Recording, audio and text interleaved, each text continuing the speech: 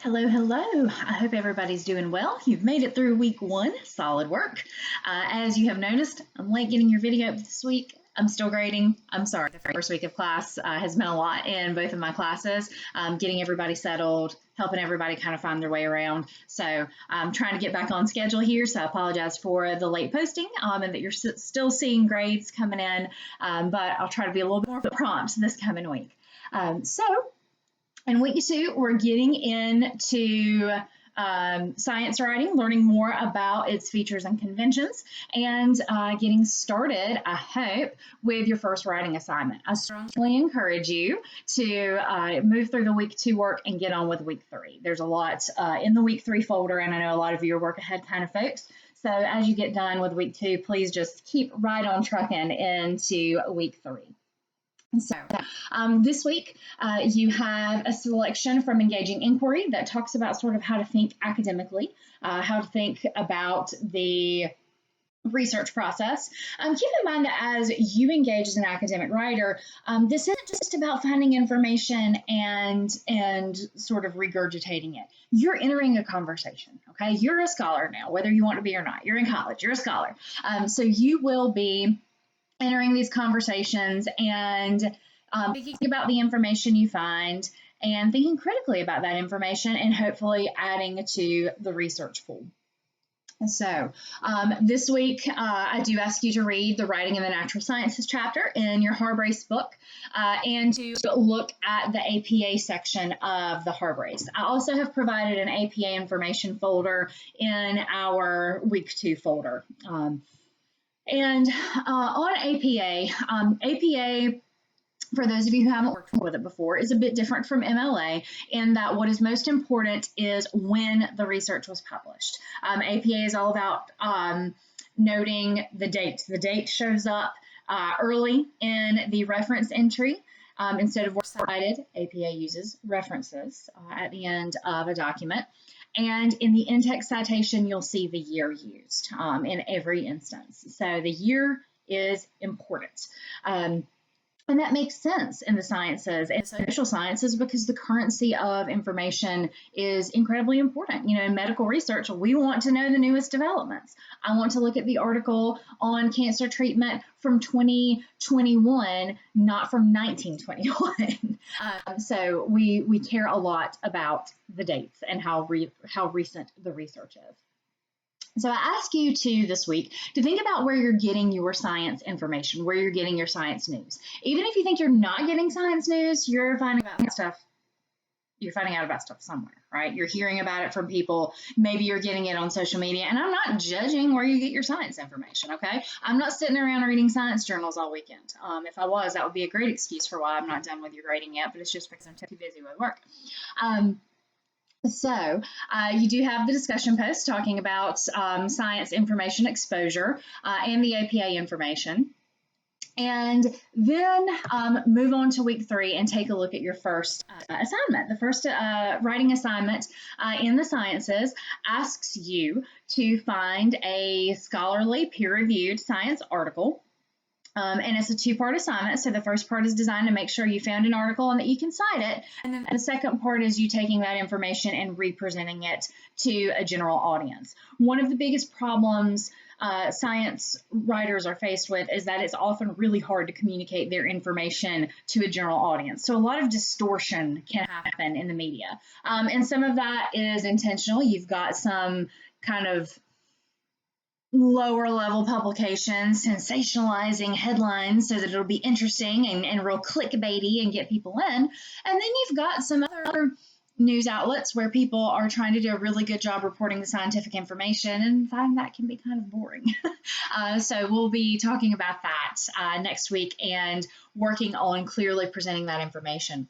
When I was first putting this course together some years ago, I spoke with a friend of mine who's a geneticist at a university, and I talked to him about what his students really needed because, you know, what I'm trying to do here is, you know, help everybody be very media and information literate, but I also want everybody to be prepared for their career field. And he said the biggest problem is for these scientists to be able to communicate to a general population about stuff that's not always that simple.